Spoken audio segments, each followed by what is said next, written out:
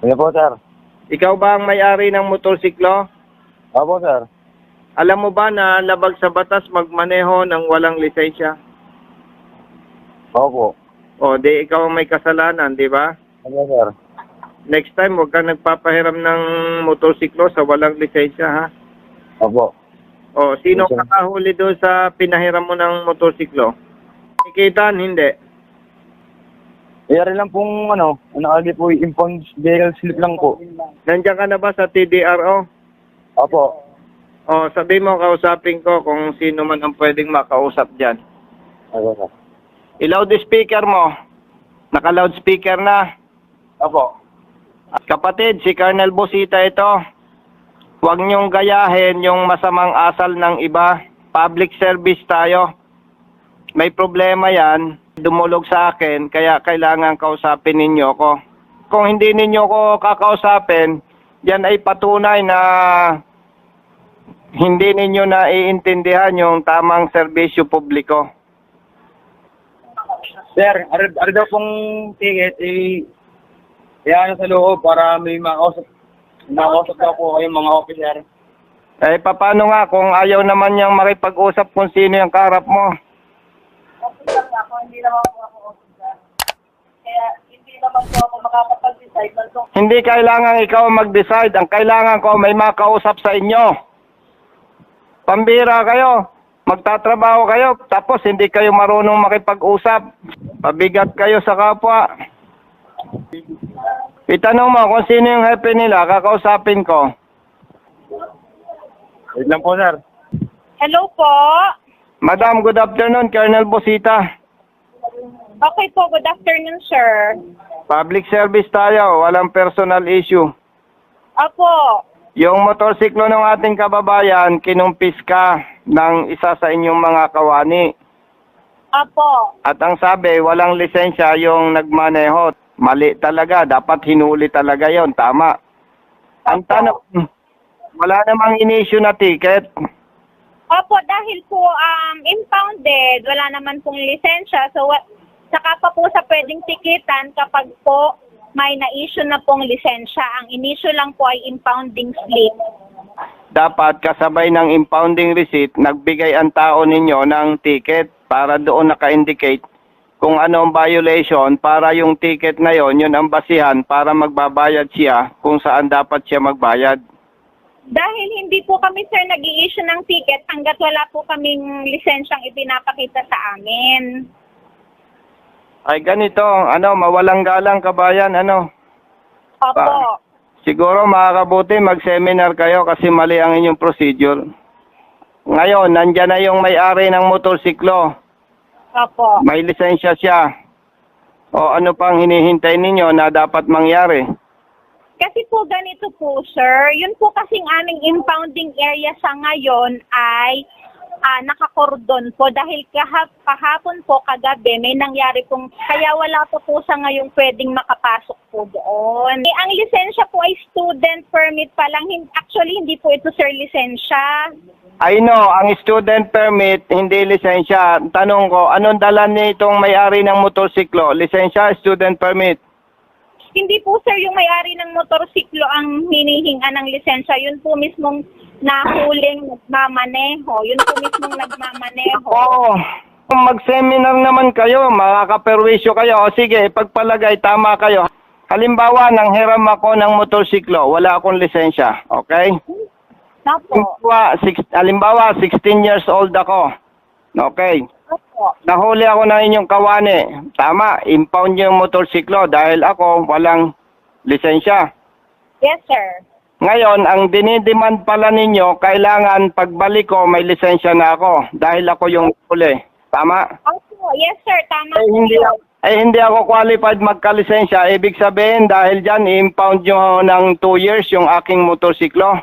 Yung ba ang gusto ninyong mangyari? Napakadami po ng ganun pong kaso po dito dahil unang-una, hindi po dapat magmaneho ng walang lisensya. Mali naman kayo, mag-aral naman kayo. May abogado ba kayo? Anong gagawin nyo kung walang lisensya yung nahuli? Kaya nga may pinatutupad. Ibig sabihin, in-impound ninyo, tama yon. Ngayon, Nandyan ang may-ari, yung kaukulang multa, babayaran niya para makuha niya yung motorsiklo. Hindi nyo pwedeng i-require na kailangan may lisensya muna yung nahuli. Hindi tama yung ginagawa ninyo. Ngayon, kung sa tingin mo, tama ang ginagawa mo, tayuan mo. Bukas po ba kayo ngayon, the whole week? Yes, sir. Ibig sabihin, marami na kayong ginanyan? Nasa ordinance. Yo, sir. Hello, si Madam, naputol eh. Nasa loob lang po, sir. Pumasok lang po. Ulit lang po. Humingi ka ng kopya ng ordinansa na sinasabi nung kausap kong babae kanina.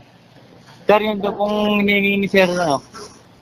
Wait lang po, sir. May tao po kasi yun. Sige. May nakausap ka ba? Yung pong tailor po dito, ano, bantay.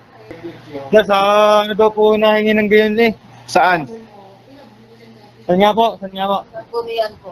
Sanggunian daw po. Punta kayo sa Sanggunian. Panlalawigan sa City Hall. Punta kayo doon. Tapos pag nandun na kayo, tumawag ka sa akin, ha? Apo. A few moments later. Sir, hello po. Hello. Nakahingi ka ng ordinansa. Eh, ipinakita lang po sa amin eh. Pinapicturean lang po. Umuwi na muna kayo. Magta ka na lang doon sa administrator, kakausapin ko. Administrator daw. Oo. Naka-loudspeaker ba? Apo, sir. Sir, good morning po. Ma'am, good morning. Kasi Hello, sir, wala ma'am. po si Atty. Ma'am, okay lang kung wala siya. Okay po. Nasa meeting po Ma'am. kasi. Yes, ma'am. Ma'am, explain ko lang yung problema. Sige po. Ano po problem natin? Ma'am, ganito yon. Yang inyong kaharap, may motorsiklo. Okay po. Pinahiram sa tao na walang lisensya. May paglabag talaga yung nagmaneho kasi walang lisensya. Okay po. Apo. Ngayon pa, ang payo ko sa kanila dahil may paglabag, tama lang yung pagkahuli.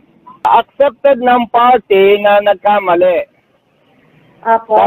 Dapat panagutan. Okay Ma'am, po. etong problema, nakausap ko yung staff ng TDRO. Okay po.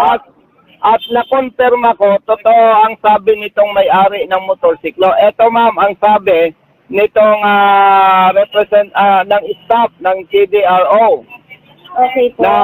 na na-confirm ko. Mhm. Ayaw nilang ipatubos ang itong kanilang paglabag, itong motorsiklo dahil kailangan daw, yun daw na huli, kailangan magkaroon muna ng lisensya. Opo.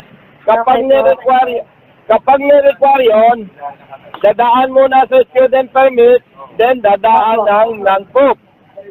Tinatayuan niya na yun daw ang nasa policy. At sabi ko nga, kung may ordinansa, sabi nila may ordinansa, nagpakuha ko ng kopya at baka naman nga may ordinansa na ganon, wala naman.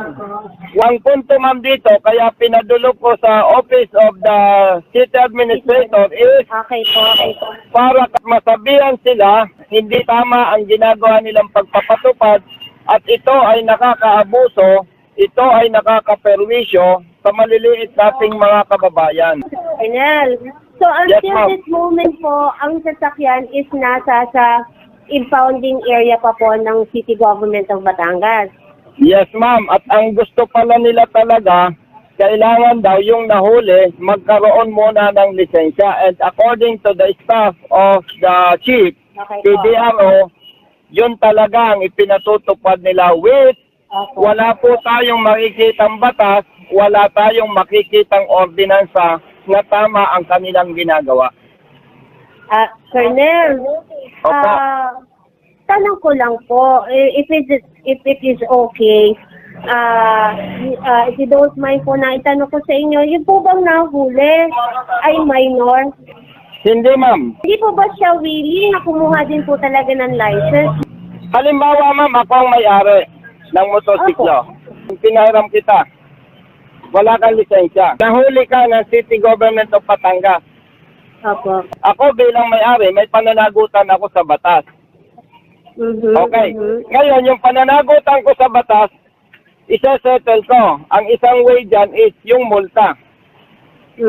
Pero ma'am, halimbawa pinahiram kita at wala kang lisensya, walang batas, walang ordinansa na nagsasabi na, ma'am, kailangan daw magka-lisensya ka muna bago mailabas ang motorsiklo. Ma'am, kung tayo ay may gagawin na hindi naaayon sa batas, kung tayo ay may gagawin na hindi naaayon sa ordinansa, ito po ay mga abuso. Kung may ordinansa o kaya may batas, re-respetuhin ko yan.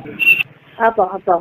Yes ma'am, kaya ako ma'am, pinadulog ko dyan yung rider, kahawa-hawa naman dahil sa maling sistema at pagpapatupad na peperwisyo ang maliliit nating kababayan. Dito na lang po, Sir po si City Administrator ay nasa meeting po ngayon. Most probably mamaya po siya available.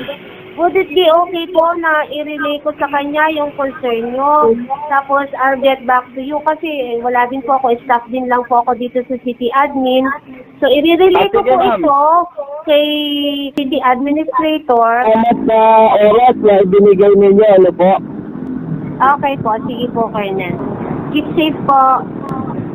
Salamat po. 2 hours later. Hello, Colonel. Attorney, magandang hapon po. Kaya po ako ay naobliga na yung rider ay papuntahin sa inyong tanggapan. Ganito po kasi ang nangyari. Yung pong ating kababayan, nagpahiram ng motorsiklo sa walang lisensya. Okay, nahuli. Nakapulong ko na ho. Ay ano po, kaya po pinabalik ko sa inyo at gusto ko kayong makausap. May problema po akong nakita dun sa TDRO. Ganito po yan, attorney. Yung ating kababayan dyan sa Batangas, nagpahiram ng motorsiklo sa walang lisensya. At yun naman ay talagang labag sa batas. Nung tinutubos nila, sabi ng TDRO, hindi marirelease ang motorsiklo kung yung nahuli ay wala pang lisensya. Kailangan daw na mayroon munang lisensya. So ang ginawa ko po, tinawagan ko at kinausap ko yung isang staff. Pinaninindigan niya na ganun daw ang policy. Sabi ko, walang batas na ganyan. Sabi niya, nasa ordinansa. Ang ito pong ating kababayan, pinahingi ko ng kopya ng ordinansa at pinicturan niya. Ako po'y nakikiusap na mabigyan ng proper attention yan kasi po, marami pang mapiperwisyo na maliliit nating kababayan. Ang kahilingan lang natin ay maipatupad ng tama ang batas at ang ordinansa. Opo. Sige. Okay. Ako po'y nagpapasalamat. Lelekturan ho natin yung TDRO. Ay, opo. Maraming salamat po. So, ganun po. Kaya pinabalik ko para mabigyan po, attorney, ng proper attention dahil kawawa yung maliliit nating kababayan. At hindi na... Yan yung aking lelekturan. Yung patatawag ko yung chief ng TDRO. Ay, opo. Di maraming salamat po. Ay, alam nyo po, kung hindi kayo kung si Madam Laksamana ay hindi ko nakausap at kung kayo po ay hindi nagkaroon ng pagkakataon ngayon at busy kayo, ang plano ko po, tatakbo ako dyan dahil talagang kaawa-awa yung ating kababayan. Okay ho. Opo. Na-resolve na ho natin. Opo. At siguro naman, hindi na mangyayari yun. Ay, po, attorney. Mawalang galang, iimpormahan ko po ang riding community na kung may pagkakataong ganyan ay kami dudulog sa inyo dahil yan ay talagang labag sa batas. Basta ho kung ano ang problema ho din at tumawag kayo. Opo. At kung may magagawa tayong paraan, para ma-resolve ang problema, hindi kailangan gawin. Opo. Ang hinihiling ko lang naman po yung tama na pagpapatupad ng batas at ng ordinansa. Okay. Opo. Sige Wala po akong hihilingin sa inyo na sobra o parang nakakaabuso. Wala, sa public servant nga ho tayo eh. Naku, maraming salamat. Kung may problemang ganyan. Ay, opo. Kung madaw po ko sa araw, ako po ipapasyal sa iyo. Oo, sa isang araw magkakape tayo, binit pag kayo. Tama. Parehas naman tayong kaping barako ang gusto. Ano po? Sir, maraming salamat po. Okay. Okay po. Bye-bye.